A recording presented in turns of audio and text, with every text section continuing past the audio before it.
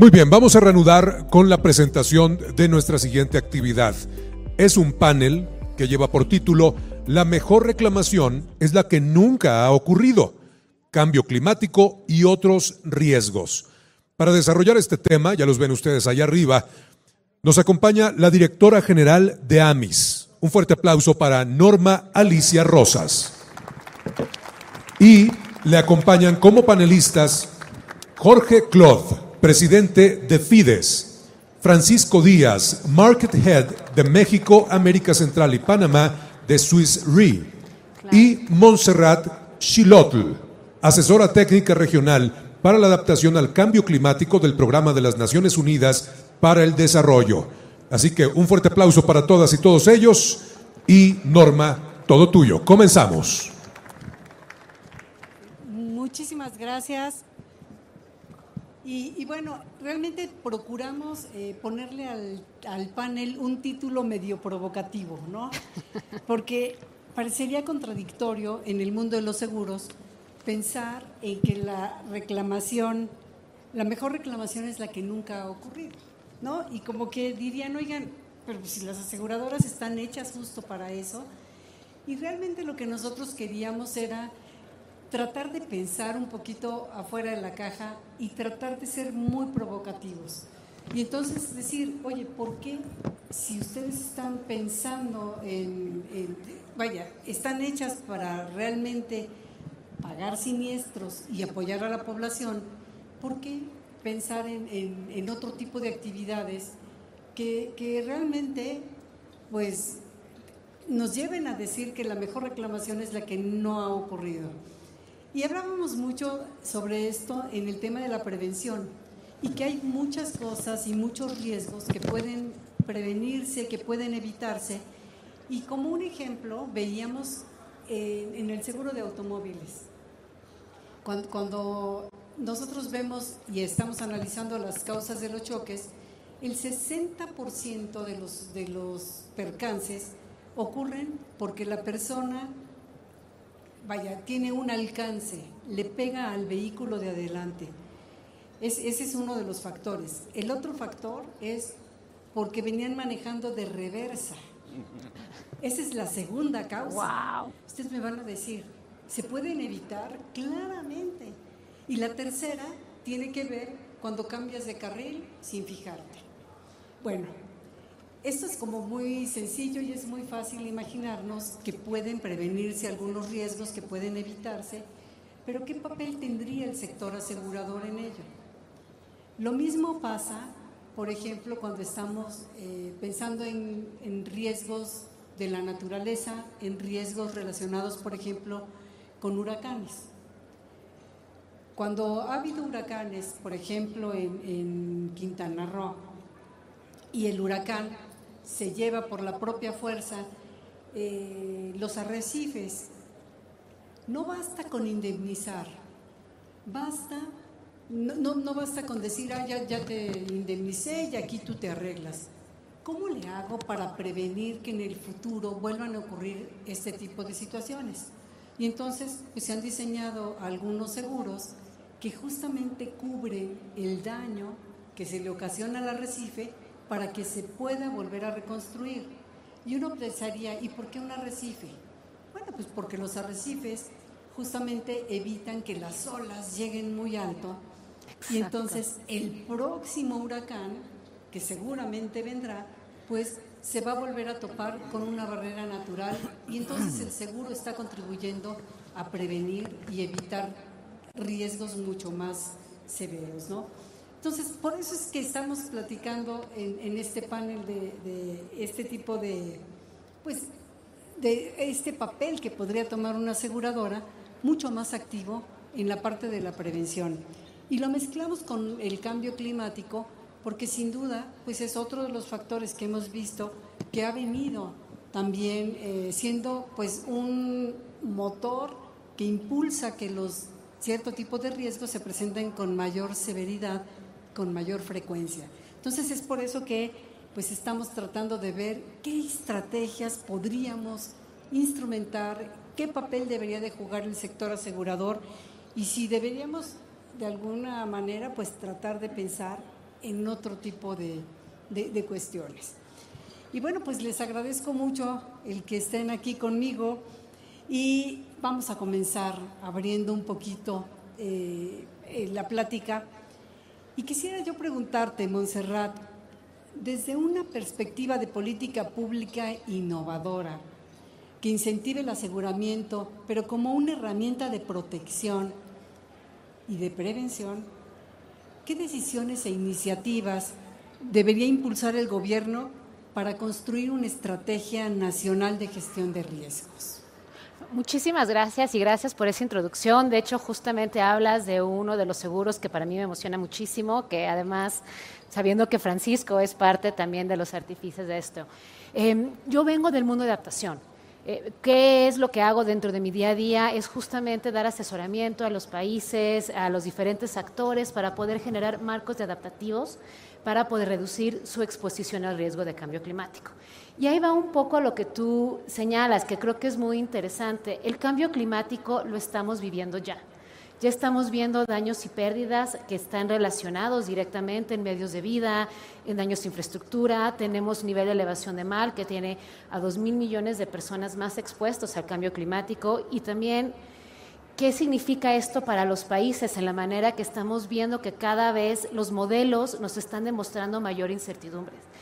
Y esto creo que tiene que ver con generar una política pública de adaptación que sea robusta, que pueda ser iterativa y que pueda utilizar toda la información que tiene a su alcance para poder irse construyendo y compartirla de una manera increíblemente proactiva.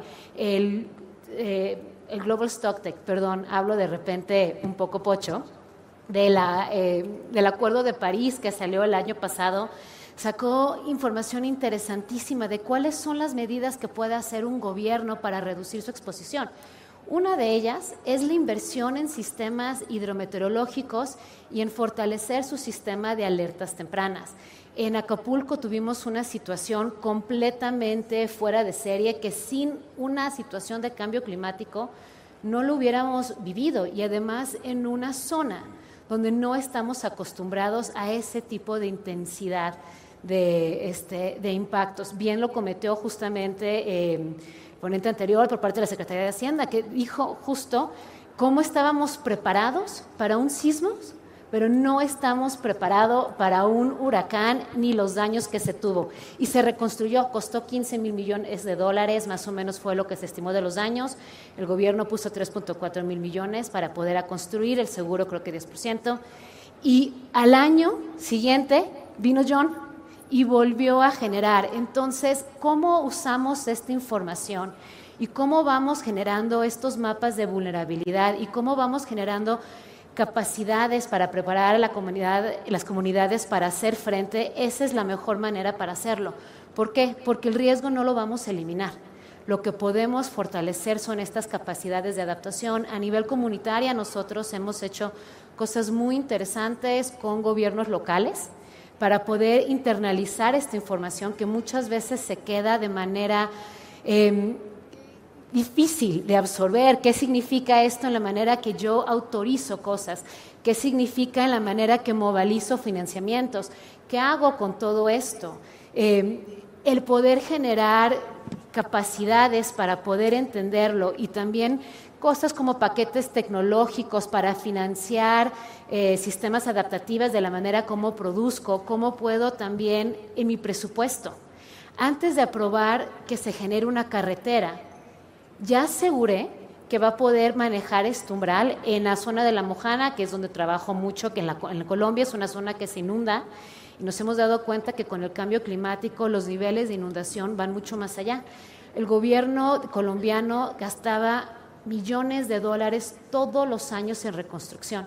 ¿Qué fue lo que hizo? Generó un Fondo Nacional de Adaptación para poder generar este tipo de capacidades, hizo flujos hidrológicos, empezó a generar mapas de riesgo, y entonces ahora toda la infraestructura hidráulica considera estos umbrales.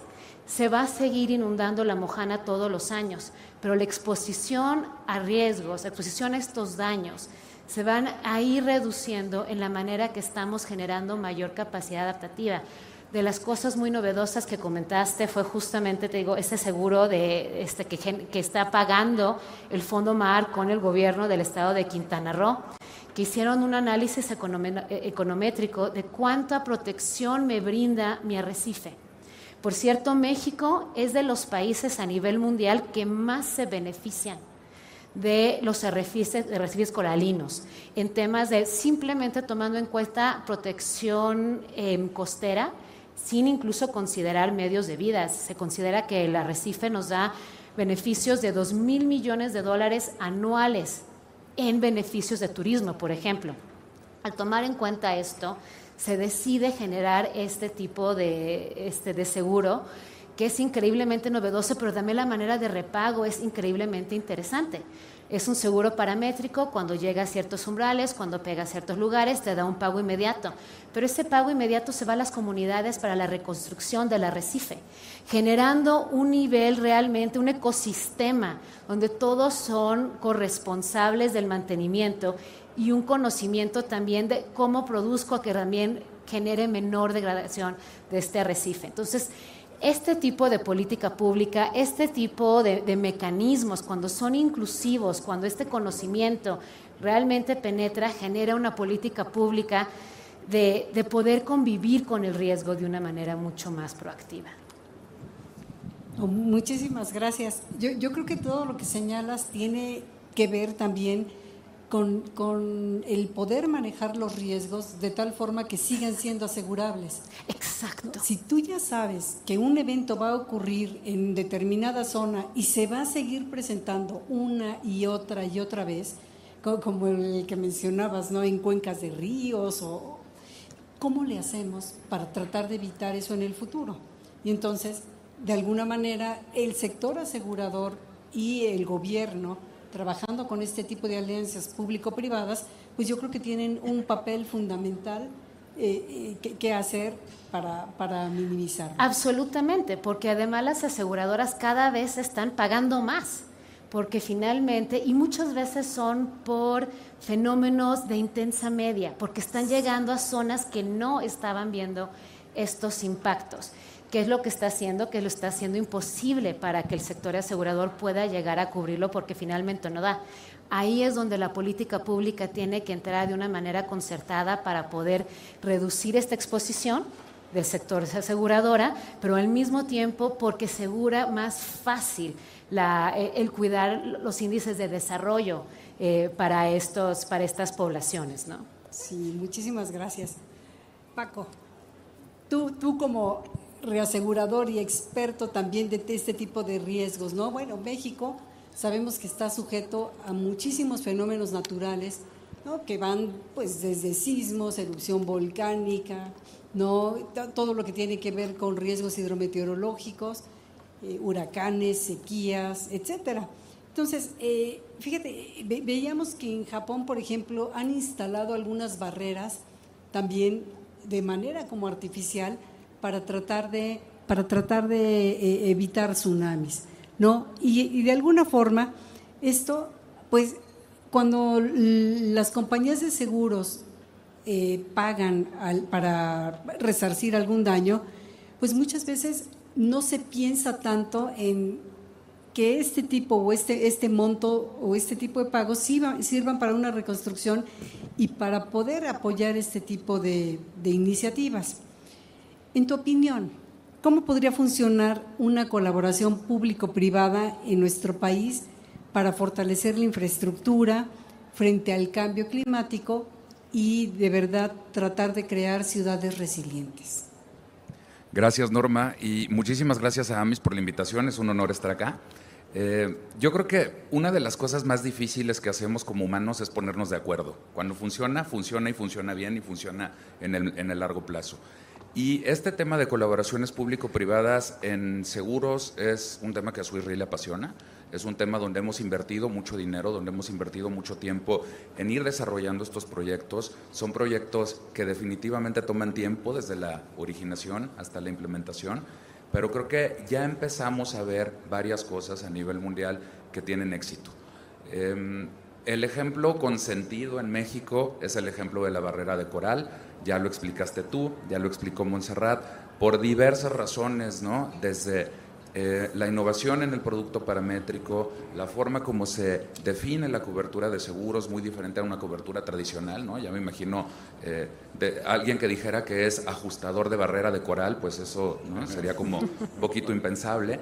Entonces encontramos una forma como podríamos cubrirlo, pero yo creo que la otra parte que es interesantísima es que esto se fondea en gran parte con el impuesto al turismo, ¿no? Ahí entra el gobierno poniendo parte de los recursos o modificando en cierta forma estos impuestos para que sirvan para darle sostenibilidad, sí, al coral, qué bonito, a todos nos gusta mucho, protege las costas, pero genera un montón de dinero y en eso está basada toda la economía de esa región, ¿no? Entonces entenderlo creo que es muy importante. El segundo paso, el fondo, existe este fondo y este fondo pues lo que hace es esta labor que ya también explicaba Monse, súper especial de recuperar el coral, de reinsertarlo, de generar algo que es autosostenible. Y el tercer paso, pues los seguros, ¿no? Que los seguros entramos en diferentes capas, en lugar de aquí, en este caso, proteger la frecuencia, ¿no? Proteger cualquier huracán o proteger cualquier marejada, estamos ahí para proteger los eventos de altísima severidad o los eventos altísimamente catastróficos.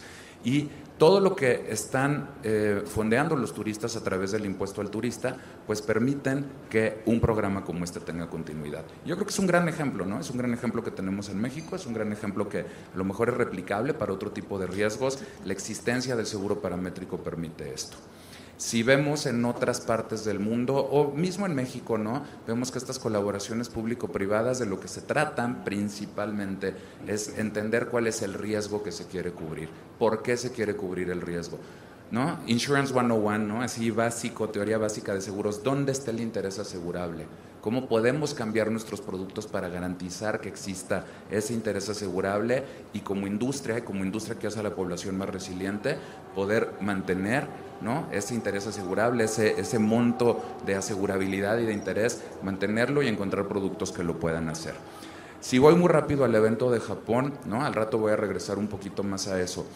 El terremoto el huracán Katrina, ¿no? Nueva Orleans, 2005, va a cumplir 20 años, al mismo tiempo que Vilma le pegó a México, ya veíamos hace rato, ¿no? El segundo evento asegurado más caro en nuestra historia.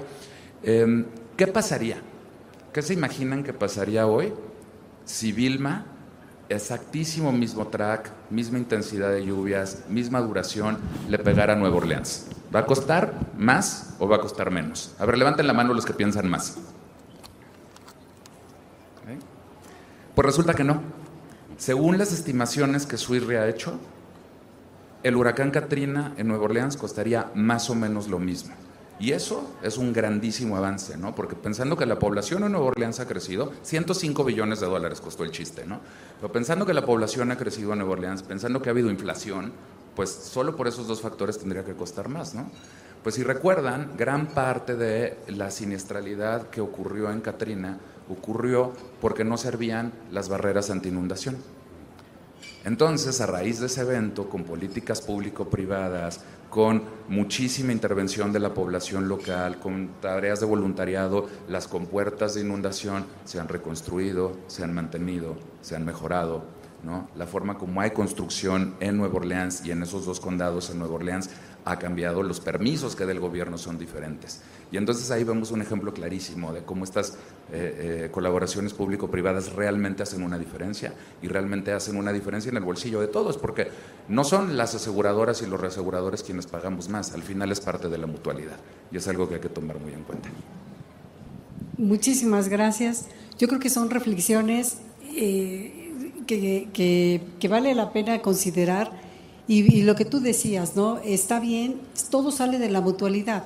Al final, como bien decía el actuario Mario López, todo sale de la prima, ¿no? Y entonces el poder ver cómo seguimos asegurando este tipo de eventos y pues son realmente experiencias que debemos de considerar incluso para nuestro país, ¿no? Como decían, llegó el huracán Otis a Acapulco.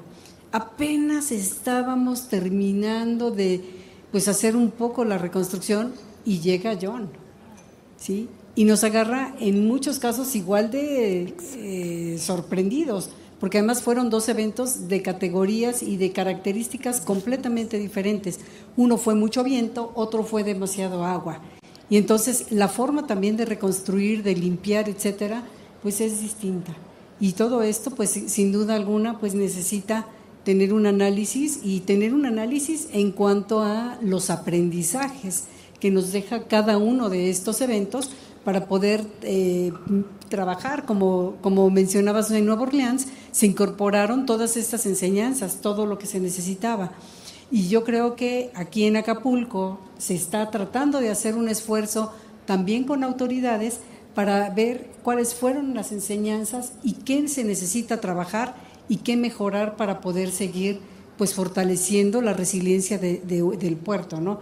No solo cambiar los códigos de construcción, sino también pues ver en dónde se debe de construir. Exacto. Y tener una urbanización mucho más clara también en pues las zonas costeras. Jorge, muchísimas gracias, y a Jorge le agradezco muchísimo, viene desde Chile, que también pues tú eres experto en este tipo de eventos, ¿no? Sismos, sí. También hay mucho, huracanes, etcétera, ¿no? Entonces, y con un país tan rico y tan variado, pues tienes muchísima experiencia también en todo ello, ¿no?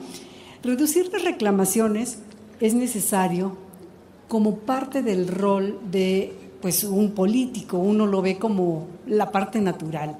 Pero cuando pensamos en las aseguradoras, muchas veces no nos vemos como socios estratégicos en la construcción de un futuro pues mucho más seguro y adaptable y más resiliente. ¿Qué medidas crees tú que son necesarias para que las aseguradoras evolucionen de pagadoras de siniestros a socios estratégicos en la construcción de la resiliencia? Bueno, muchas gracias, Norma, por la invitación. ¿Se escucha? Muchas gracias por la invitación. ¿Se escucha? ¿No? Gracias. Muchas gracias, Norma, por la invitación. Muy contento de estar aquí. Sí, yo creo que se ha usado mucho la palabra resiliencia. Yo creo que la industria aseguradora es, por esencia, el principal actor en materia de resiliencia, o lo ha sido por años, por décadas. Y en el pasado éramos, diría yo, simples pagadores de siniestros, porque eso es lo que nos tocaba, ¿no es cierto? Y de esa manera, bueno, las personas o las industrias, lo que fuera, podían recuperarse y volver a llegar a los niveles previos a la catástrofe que hubieran sufrido. Ahí hay un cambio de paradigma total. Hoy día ya los volúmenes son tales que no es posible pensar en solo tener un rol reactivo de pagar una indemnización cuando se produce la catástrofe, porque los volúmenes son muy distintos. Se han mencionado algunas cifras aquí, pero el siniestro quizás más costoso que hubo a principios de siglo fue el de las Torres Gemelas. Las Torres Gemelas del año 2001, que costó del orden de $60.000 millones más o menos a la industria de seguros. Bueno, en los últimos 10 años, la industria reaseguradora mundial no ha bajado de 100.000 millones todos los años. Y en ese momento las Torres Gemelas fue un ejemplo verdaderamente muy que se salía completamente de la regla, y de hecho se tardó varios años en pagar porque no daban las capacidades. Entonces, ¿qué quiero decir con esto? Que en realidad tenemos la necesidad de evolucionar mucho más allá de simplemente reactores a ser actores promotores de la prevención. Tenemos que ser capaces de avanzar en apoyar en la prevención. Es verdad que la industria aseguradora per se no puede hacer nada de esto sola. Siempre necesita de algún actor, y principalmente de las autoridades, ¿no es cierto? Pero sí tenemos una responsabilidad de ir generando ideas, de ir promoviendo, de ir preparando, de ir ayudando y planteando soluciones concretas para las distintas situaciones que se están viviendo.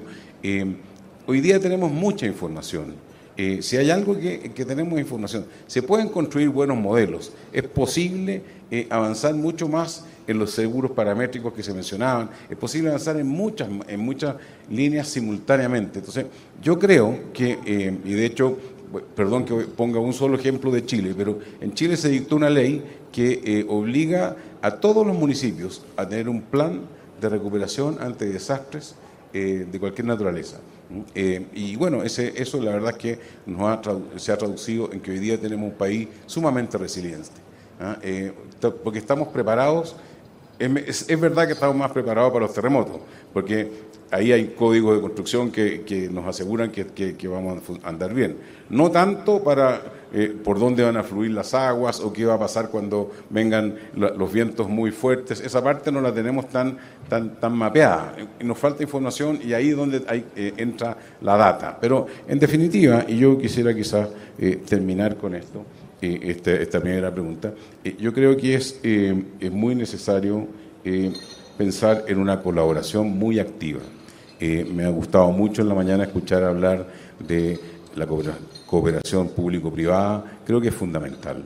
Creo que ya me parece haberlo dicho en alguna oportunidad de este lío, porque el cambio climático está y ya llegó y está. No es una amenaza, sino que es una realidad. Para salir de este lío, o nos juntamos todos o no va a ser posible manejarlo bien. Entonces, yo creo que ahí está el rol nuestro de ir promoviendo, ir ayudando y generando, por supuesto, los productos necesarios para adecuarse a las necesidades. Obviamente que tenemos que pensar productos distintos. Yo no conocía este producto de recuperación de corales, lo encuentro genial, y creo que ese tipo de cosas hay que buscarlas en distintas instancias, porque al final se trata de prevenir. O sea, un buen plan de prevención nos va a ayudar primero a tener menos daño, que es muy importante, y segundo, a recuperarnos mucho más rápido. Muchas gracias, Jorge. Y bueno, cuando estamos hablando del reto global que representa el riesgo climático, que realmente no está añadiendo un riesgo diferente, ¿no? El cambio climático es como un catalizador que hace que los riesgos a los que estamos expuestos hoy y a los que estábamos expuestos desde hace siglos, ¿no? Lluvias, inundaciones, sequías, etcétera, pues como que se vean mucho más, muchísimos más exacerbados en cuanto a la frecuencia y a la severidad. Eso es lo que está pasando. Tampoco podemos medirlos. Ya algo decía Héctor Santana cuando decía, están acostumbrados en el sector asegurador a tener información hacia atrás y tratar de con esto proyectar lo que va a ocurrir hacia adelante. Pero aquí también es muy complicado.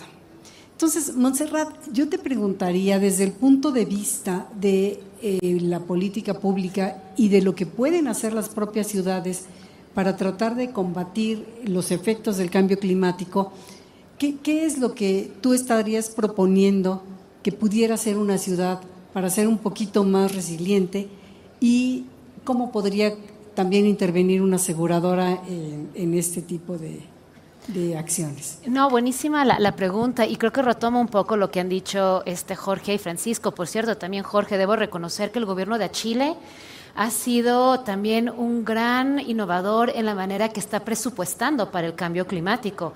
Tienen una ley que obliga, que justamente se identifica cuáles son las brechas para poder cumplir con su Plan Nacional de Adaptación y también asegurar que exista ese mecanismo para irla reduciendo.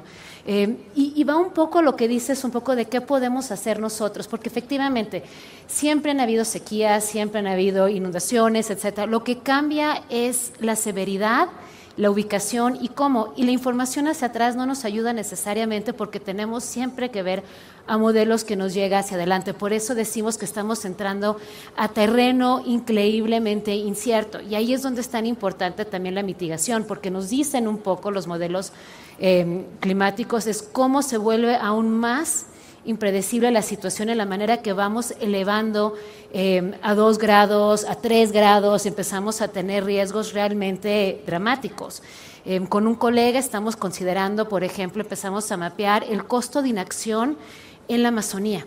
¿Qué pasa si no hacemos nada para poder adaptar la zona amazónica. ¿Y qué significa esto? Significa un daño a una tercera parte de la economía de todos los países amazónicos simplemente por los cambios de la precipitación. Y ahí regreso un poco a la pregunta que me dices, ¿qué puede hacer una ciudad? Uno es identificar realmente el tamaño del riesgo. Todos los países tienen que hacer sus planes nacionales de adaptación y han proyectado, por ejemplo, en la región un promedio de 51,000 millones de dólares anuales. Pero si tomamos las proyecciones, realmente las necesidades son 4 veces más, que significa que ni siquiera estamos dimensionando este impacto. Y ahí regreso un poco, ¿qué es lo que se hizo con el sistema coralino?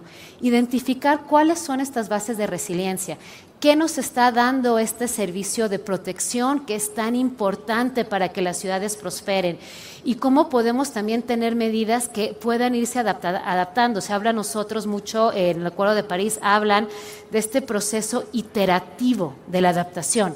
Hago mi plan nacional de adaptación, lo empiezo a monitorear, hago estos planes de mapeo que para asegurar que lo puedo invertir y después hago mi reporte anual de transparencia y regreso otra vez. Creo que una ciudad tiene que empezar a generar este tipo de marcos que pueden empezar a analizar en qué dependo, cuáles son estas barreras naturales que tengo. ¿Es el arrecife? ¿Es un manglar? Que nos permite también tener una cantidad de servicios ecosistémicos. En América Latina un tema importantísimo va a ser el agua en las ciudades. Ya lo vimos en Monterrey, lo vimos en Montevideo, cómo esto tiene que interrumpir en la ciudad de Quito. El tema de la falta de agua, lo que tuvo que tener con estas interrupciones a los sistemas hidroeléctricos. Somos una región que 45% de nuestra fuente de energía viene por parte de los sistemas del agua, ¿no? Entonces, entender estos marcos de resiliencia, el poder proteger estas bases, creo que son increíblemente relevantes para poder empezar a dimensionar y generar estas bases de resiliencia a largo plazo. ¿Dónde empieza el seguro? Pues bueno, es un mecanismo de finanzas, pero es parte de esta solución que también tiene que utilizar la política pública. Realmente en la región nuestra política pública no ha visto, por ejemplo, cómo las redes de protección social tienen que empezar a incorporar estos retos de cambio climático, la seguridad alimentaria. Hemos visto, por ejemplo, cómo los patrones de migración se han ido alterando en la manera que estamos viendo que zonas están siendo impactadas múltiples veces por diferentes tipos de extremos. Una tormenta, seguido por un periodo de sequía, otra vez una tormenta. Esto está generando un tema de migración de lo rural a lo urbano y está empezando a interactuar con sistemas de gobierno que no necesariamente están preparados para poder atender estos conflictos sociales que se tienen. Entonces, lo primero es generar esta conciencia, marcos de adaptación, invertir en el capital natural que nos está brindando estas cuestiones de resiliencia, identificar de manera preventiva y también generar marcos de inversión, que esto muchas veces no se tienen. Se piensan en gran medida que los fondos verticales, por ejemplo, que la cooperación internacional, cuando realmente nos hemos dado cuenta que son las finanzas públicas quienes más capacidad de movilizar tienen. Simplemente es una cuestión de considerar qué me cuesta no invertir, qué estoy ya invirtiendo y cómo lo puedo utilizar para poder generar acciones anticipatorias ante los desastres. Los seguros paramétricos son muy interesantes porque permiten dar pagos muy rápidos. ¿Y qué significa el tener pagos muy rápidos?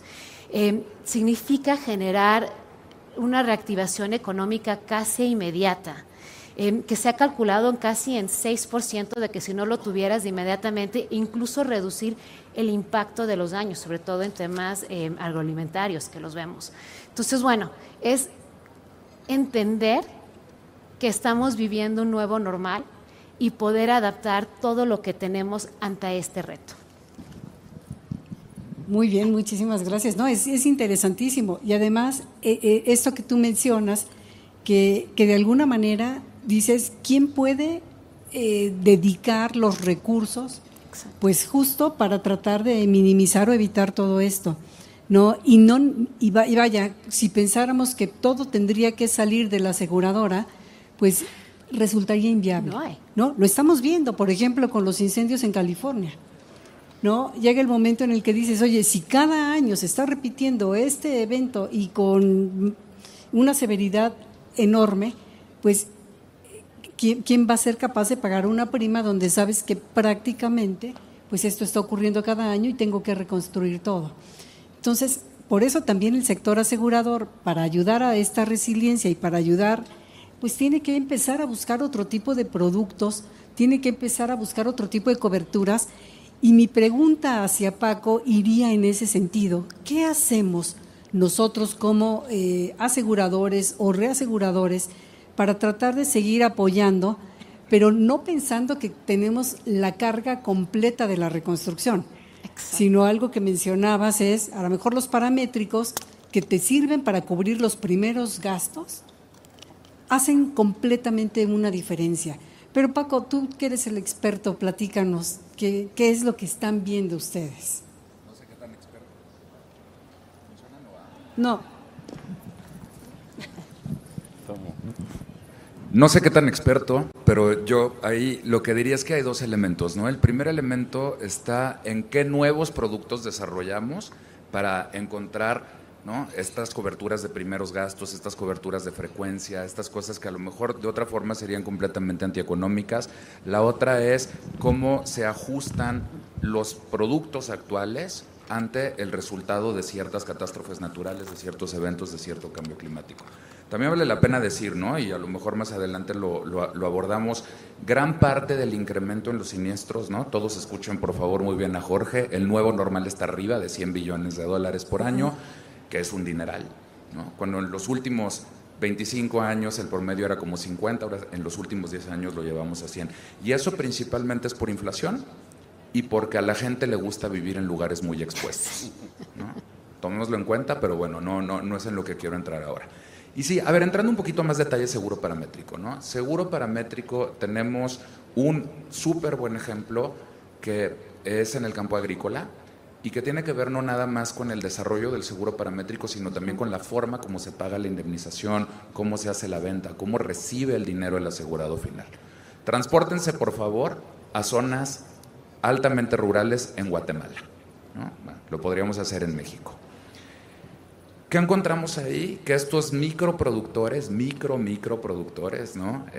Casi agricultura de subsistencia, estaba teniendo pérdidas muy frecuentes, y no lo encontramos nosotros, es donde muchas veces organismos como PNUD nos ayudan a identificar estas necesidades emergentes, no tanto riesgos emergentes, y podemos trabajar juntos en llegar a una solución. Pero bueno, identificaron que gran parte de las ayudas gubernamentales que estaban teniendo que dar cada año en esa zona se dan por dos razones. Tampoco es así como muy difícil encontrarlo, pero bueno, es falta de agua o exceso de agua, ¿no?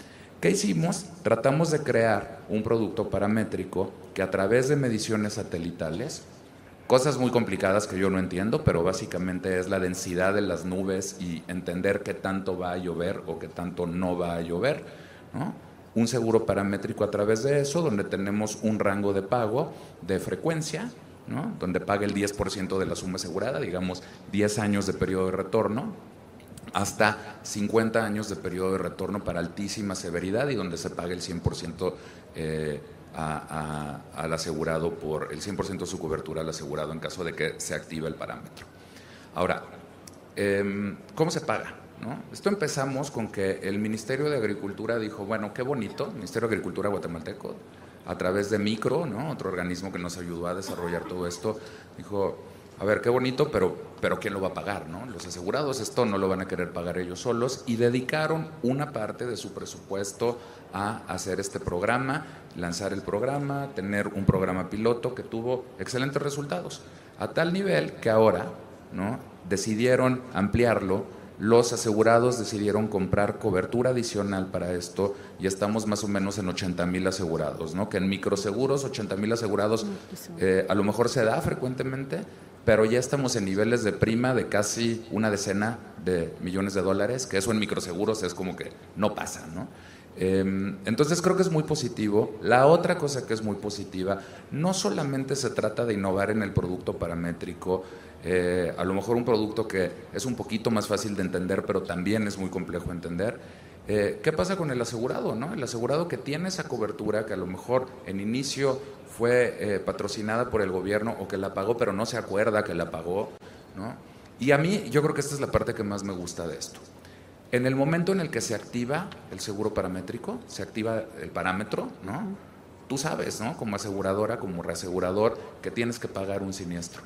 Activamente lo que hacemos es que les avisamos a los asegurados a través de un mensaje de texto que se activó su cobertura y todavía mejor, les damos un código para que puedan ir a hacer un retiro de su beneficio en un cajero automático, ¿no? Como cajero, retiro sin tarjeta tipo, ¿no? Entonces imagínense todo lo que se tuvo que armar para que esto pasara, pero imagínense cuántos asegurados felices tenemos. La innovación, como decía hace rato, no tiene solamente que ver con hacer un nuevo producto, con utilizar la tecnología climática para poder hacer este tipo de cosas, pero también usar otro tipo de tecnología para beneficiar al asegurado, beneficiarnos nosotros en cómo se cobra, en cómo se vende, en cómo se opera.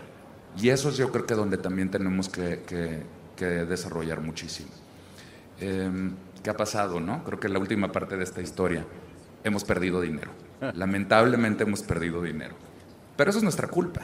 Si nosotros no sabemos cuánta prima tenemos que cobrar para los riesgos, creo que está bien hacer de pronto algunos pilotos, ¿no? Pero tenemos que aprender de esos pilotos. Y tenemos que aprender en cómo ajustamos nuestras primas y ajustamos las coberturas de acuerdo a la siniestralidad que estamos viendo. Eso es en lo que estamos hoy. Y yo creo que también en esta parte de innovación y de desarrollo es algo que tenemos que tener muy en cuenta, ¿no? Porque en un inicio a lo mejor es algo que no es económicamente posible, pero tiene que llegar a algo que sea económicamente posible para que sea sostenible en el futuro. De diferentes formas, ajustando lo que cobramos o con las cosas que mencionabas tú, Norma, que mencionábamos los tres, ¿no? Los cuatro, perdón, de hasta qué punto tenemos que permitir o no permitir cosas que tal vez ya están rayando en lo no asegurable, sigan siendo asegurables. No, muchísimas gracias y creo que realmente pues quedamos con muchísimas tareas, ¿no? De aquí en adelante y era algo que yo me cuestionaba. Con el cambio climático, con todas estas coberturas, se está haciendo muchísima innovación, pero por otro lado también menciona uno, bueno, y la solvencia de la institución, ¿no? ¿A qué costo? Pero bueno, yo creo que como tú dices, con cierto tipo de productos controlados como prueba piloto, pues al final tenemos que llegar hacia allá. Y está buenísimo. Y Jorge, muchísimas gracias también. Todo esto indica sin duda un cambio de paradigma para el sector asegurador. No podemos seguir haciendo las mismas cosas tal y como lo estamos haciendo, porque nos damos cuenta que con los productos tradicionales pues no satisfacemos las necesidades realmente de nuestro cliente, de nuestro asegurado final. Y bueno, ¿cómo podría apoyar el sector asegurador para avanzar hacia una respuesta integral y preventiva a fin de evitar sobre todo pérdida de vidas, ¿no? Y mitigar los daños pues a las propiedades, a los inmuebles, a la infraestructura del gobierno? ¿Qué tendríamos que hacer? Bueno, el cambio de paradigma no es fácil, pero yo creo que estamos bien encaminados. Yo siento que es así, yo siento que vamos avanzando, hemos identificado nuevos riesgos, que es algo novedoso. Ya estamos hablando, no sé, de la aparición de riesgos no sé, físicos, por ejemplo, de todo lo que es la sequía que mencionaba Montserrat o el exceso de agua, cosas que antes quizás no las teníamos tan presentes, que ya las tenemos bastante más identificadas, riesgos para la salud de las personas, porque la sequía también tiene efectos, o el exceso de agua o lo que sea, o las contaminaciones. Bueno, hay riesgos para la salud, hay riesgos también sociales y políticos, porque las migraciones, en fin, hay una cantidad de conflictos por temas hídricos, los vamos a seguir viendo, porque el agua no está llegando a todos los lugares donde debería llegar. Entonces, hay una cantidad de cosas que uno dice, sí, hay muchos riesgos. Ahora a ver cómo somos nosotros capaces de dar una solución o buscar colaborar, porque yo insisto que mi opinión es que nuestro papel es más bien colaborar en la búsqueda de una solución. No somos capaces nosotros solos, pero hay mucha innovación aquí, yo creo que vale la pena destacarlo. Yo soy optimista en esto. Por ejemplo, del caso que contaba Francisco de Guatemala. Primero hay que pensar que hubo un desarrollo tecnológico que permitió a la compañía cobrar la prima. No es trivial. Para esas poblaciones no es trivial. Después, esas poblaciones todas tienen, por lo que entendí, un móvil.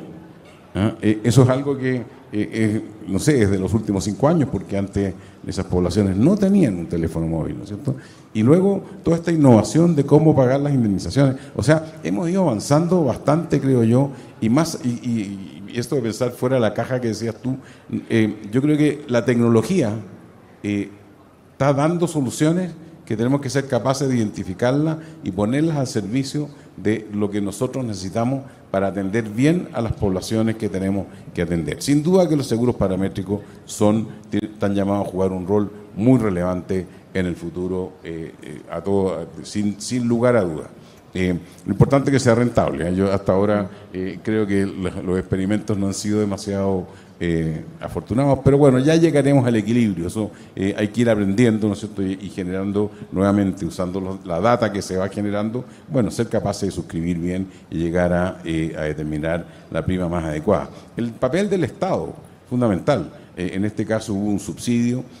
Normalmente en este tipo de seguros paramétricos se requiere que al menos al principio el Estado ponga lo suyo porque las personas no tienen disposición a pago. Entonces, creo que entre todos podemos ir buscando soluciones para nuevos riesgos que están apareciendo, que ya lo estamos viendo y que de alguna manera pueden generar verdaderas catástrofes si no nos anticipamos y no somos capaces de prevenirlo adecuadamente. Muchas gracias, Jorge, presidente de Fides. También, entonces, conoce muy bien América Latina. Y bueno, la última pregunta, antes de que creo que ya me van a sacar la tarjeta roja. La última pregunta para todos. Así en 1 minutito, 2 minutitos, que cada uno pudiera responder. ¿Cómo todo lo que son los avances en digitalización, tecnología, inteligencia artificial, pudiera apoyar todo lo que estamos hablando, ¿no? A tratar de prevenir, evitar, mitigar, etcétera, los riesgos relacionados con cambio climático y con otros riesgos emergentes? En mi experiencia, la verdad es que ha sido una cosa bastante interesante el uso de inteligencia artificial. Hablaba un poco del cálculo de inacción de la Amazónica que hicimos justamente. Ese análisis climático lo hicimos utilizando la inteligencia artificial. Se han generado una cantidad de publicaciones por parte de académicos, los sistemas satelitales que además han permitido reducir el costo de lo que antes era increíblemente caro para temas de adaptación. Creo que han generado tecnologías que hacen que esta información se baje. En el caso del costo de la Amazónica, lo que comentaba es, utilizamos la inteligencia artificial para analizar todos los papers de cambio climático que se habían hecho en la zona en los últimos 5 años. Y de ahí pudimos identificar cuáles son los riesgos principales y empezar a generar ese costeo. Si yo hubiera querido haber hecho eso a través de una manera tradicional, me hubiera costado $100,000, me hubiera tomado muchísimo tiempo, hubiera tenido que ir.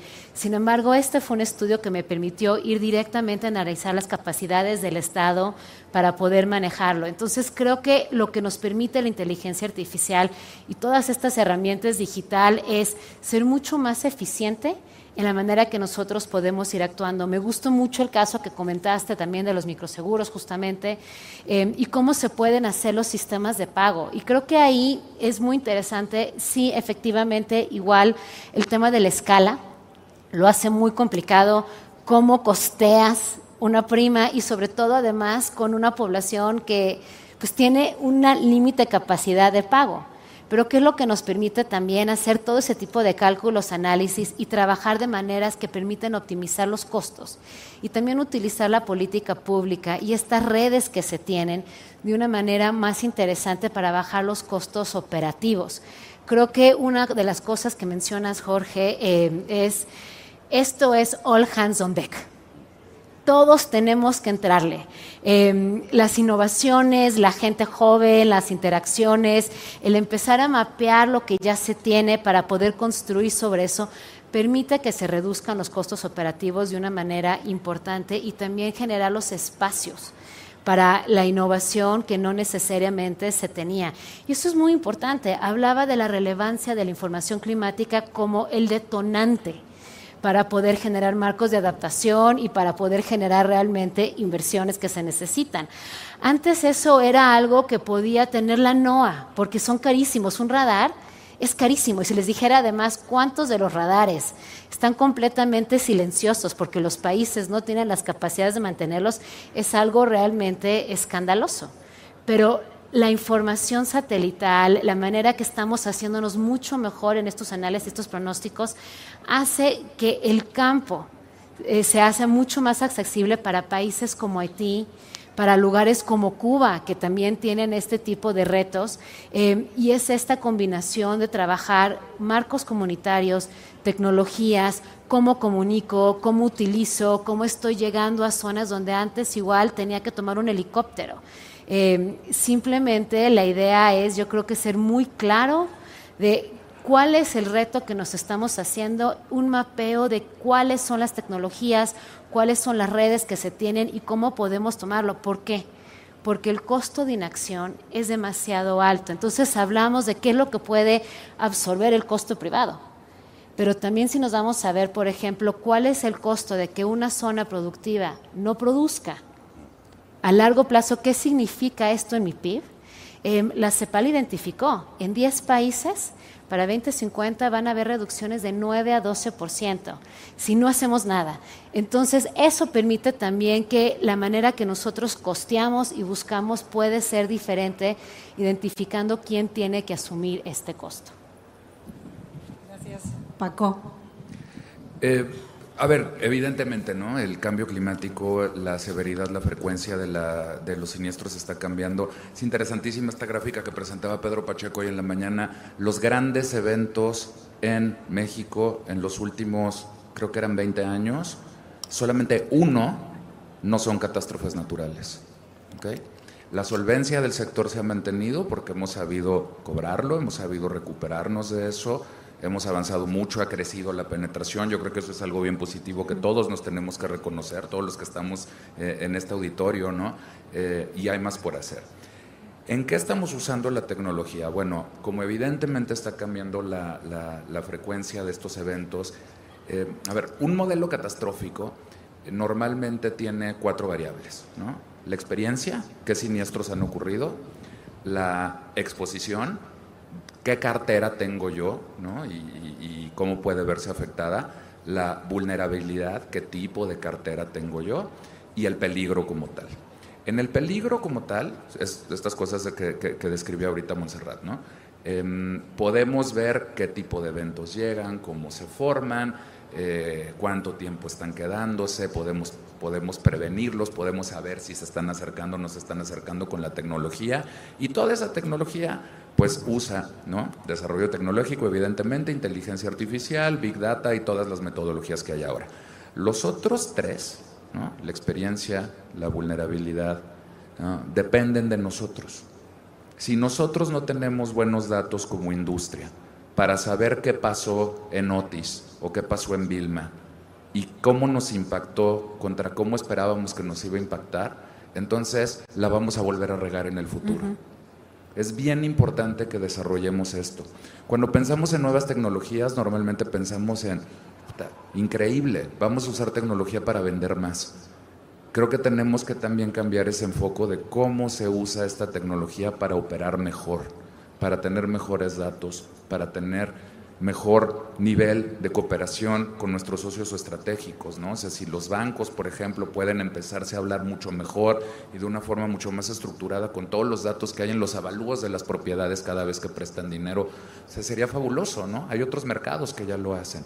Si podemos encontrar una forma como hablamos con los gobiernos locales, municipales, para tener la información de los catastros, de los permisos de construcción, evidentemente vamos a mejorar nuestros modelos y evidentemente vamos a mejorar la forma como damos cobertura a esto.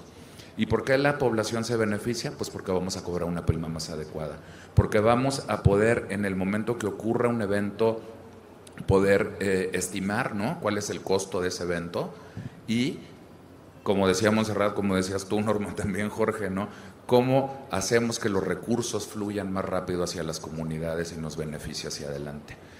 Eso es evidente, ¿no? Eso definitivamente cambia toda la situación, pero también nos beneficia, porque a lo mejor si podemos llegar con los recursos muchísimo más rápido a una población asegurada y una población en crisis después de una catástrofe natural, no ocurrirían los saqueos que ocurran, ¿no? Y los riesgos empiezan a cambiar de forma muy, muy, muy importante, ¿no? O sea, yo creo que casi un tercio de las pérdidas de Otis son por daños que no son necesariamente el huracán.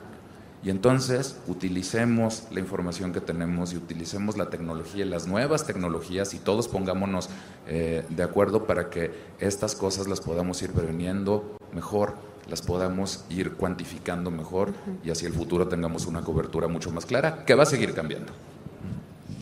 Gracias. Jorge. Muchas gracias. Bueno, hablar al final siempre tiene el inconveniente que ya está más o menos todo dicho. Tengo un par de comentarios que creo que son importantes. Uno, la tecnología nos está aportando una capacidad de análisis sorprendente. Yo pensé que no iba a contar otro caso, pero sí quiero comentar que en Chile, después del terremoto del 2010, que fue muy intenso, desarrollamos un modelo de prevención, o más bien de terremotos, o sea, de impacto de terremoto. Pero claro, era un modelo que nosotros el viernes por la tarde lo echábamos a correr y el lunes en la mañana a ver si había resultados. Y estoy hablando hace 15 años, ¿no? No estoy hablando de una eternidad. Hoy día eso es instantáneo. ¿Ah? Las cosas hoy día fluyen de una manera muy distinta. Entonces, tenemos la obligación, creo yo, de usar la información para modelar bien tanto los fenómenos que se pueden producir, que uno puede hacer todo tipo de análisis estocásticos para ver cuál es la distribución que se puede dar, y también la capacidad de respuesta de los edificios expuestos. Entonces, creo que tenemos tenemos ahí mucho material como para, usando bien la tecnología de la información, para poder hacer mejor nuestro trabajo. Y quiero terminar, perdona Norma, pero creo que es importante dentro de este contexto. Yo pienso que no se ha mencionado algo nuevo, pero dentro de este contexto creo que un tema que es relevante es que estamos en un continente que está definitivamente infrasegurado. No tenemos la penetración que nos gustaría tener y creo yo que la tecnología de información nos puede ayudar mucho a desarrollar la cultura del seguro, a explicar las experiencias de éxito e ir convenciendo a la población de la importancia de estar asegurado. Muchas gracias.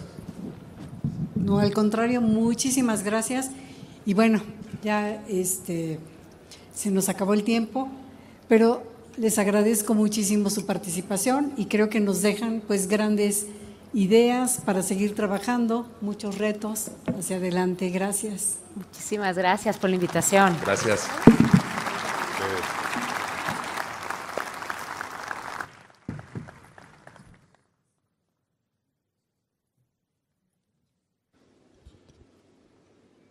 Muchas gracias a nuestros panelistas, por supuesto, en este momento ustedes lo ven. Norma Alicia es la encargada de entregarles un reconocimiento por su participación a Jorge Cloth, a Francisco Díaz y a Montserrat Xilotl. Un fuerte aplauso para ellas y para ellos. Con eso los despedimos. Se van a tomar una fotografía también, si son tan amables de acompañarnos allí y sincronizar las sonrisas para esta fotografía. Después de estas interesantes, como siempre, reflexiones, actualizaciones y planteamiento de nuevos retos en la industria.